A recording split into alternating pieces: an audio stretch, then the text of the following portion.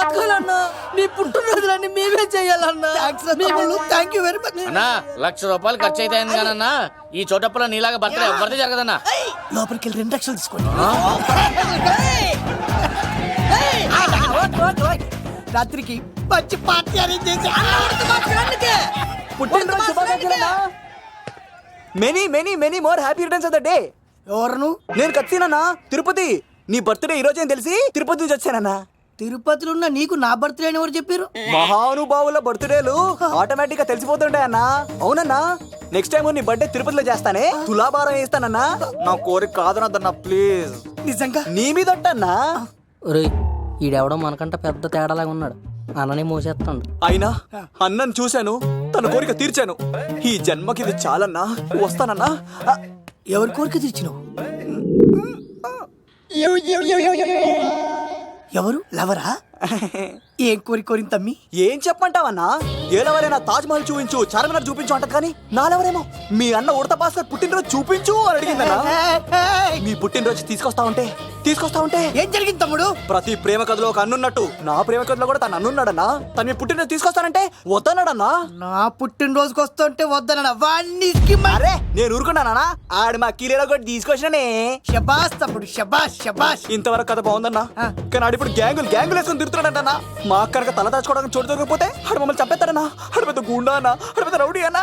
తమ్ముడు కత్తి, ఈ ఉడితింట్లో ఉండు. మీ ఇద్దరి పెళ్లి నేను జరిపిస్తా. ఎవరు అడ్డం వస్తారో చూస్తా. డేయ్ అన్న, వీళ్ళిద్దరిని లోపల తీసుకుపోండ్రా. సరే అన్న. థాంక్స్ అన్నా. అన్న ఉడత భాస్కర్ కి.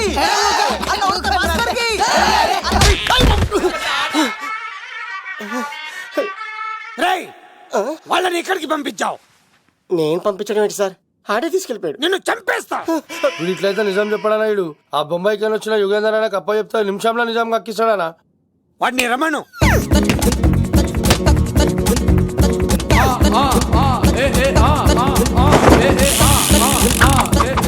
యుగంధర్, నమస్తే అన్న. ఈ యుగంధర్ వీడితోటి నిజం చెప్పిస్తాడు, మీరు కూల్ గా ఉండండి. ఏయ్, నా పేరు యుగంధర్. నేను ముంబై నుంచి వచ్చాను. అక్కడ నేనంటే అందరికీ. నువ్వు నిజం చెప్పకపోతే నీ నాలుక కోసేస్తా. సార్ మీరు ముంబై నుంచి వచ్చినా దుబాయ్ నుంచి వచ్చినా నాలిక్ కోసేస్తే నిజం ఎలా చెప్తారు సార్? ఆడి పేరు కత్తిసేనండి, ఊరు తిరుపతి అండి. మేఘన జాగ్రత్త అండి. ఆడికి నీకేంట్రా సంబంధం? తిరుపతి వెళ్తే పుణ్యం తెచ్చుకుంటారు, నేనేంటో దరిద్రాన్ని తెచ్చుకున్నాను. అన్నా, వెళ్ళి ఆడి ఫ్యామిలీలో ఎవరన్నా ఎత్తుకొచ్చామంటావా? నీ లాజిక్ ప్రకారం అంతే కదన్నా. వెళ్ళు, ఎంక్వైరీ చేసి తీసుకురా. అట్టాకే. సార్ నిజం చెప్పేశానుగా, నేను వెళ్ళచ్చా? సోపులు అమ్ముకోవాలి. అబద్ధం చెబితే పంపించేవాడిని, నిజం చెప్పావు మరి ఇంకెడగలుగుతావరా? ఆడి దొరికేంత వరకు నువ్వు ఇక్కడ ఉండాల్సిందే. అన్నా, ఇన్ని ఎక్కడికి వెళ్ళనివ్వకుండా బిర్యానీ పెట్టి బజ్జో పెట్టండి. సార్ కేకంత కోడికి 20 రూపాయలు మసాలా ఎందుకు సార్? నేను ఎక్కడ ఉంటానండి. లెక్కలు బాగా వచ్చి నీకు. ఆ అమ్మాయిది ఫ్రాక్షన్ బ్యాక్ డ్రాప్ అయితే పొడుచుకుపోతాను, యాక్షన్ బ్యాక్ డ్రాప్ అయితే ఎదురెళ్ళిపోతాను. తన కోసం 10 మందిని చంపడానికైనా సిద్ధం, నేను చావడానికైనా సిద్ధం.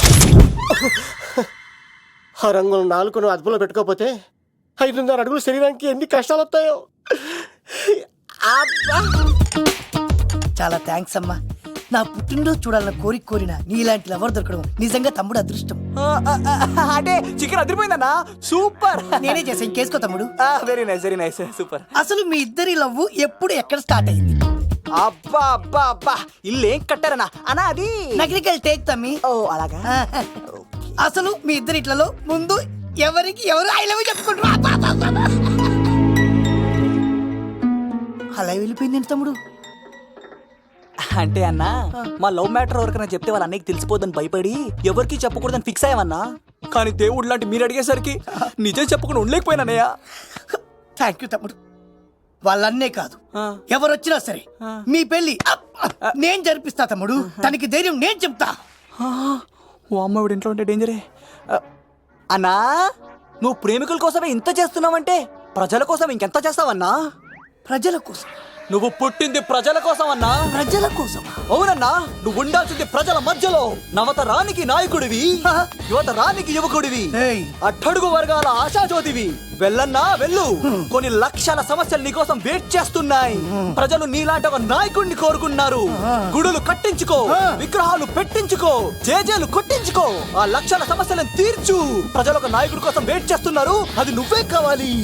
వెళ్ళన్నా వెళ్ళు. ఈ దెబ్బతో అన్ని పార్టీలు నా పార్టీలో చేరాలి. ఈయనకి మన జోలికి రాడు. వెయ్యి వెయ్యి చెయ్యి వెయ్యి నంబర్ 1 ఒంటి మీద చెయ్యి వెయ్యి నంబర్ 1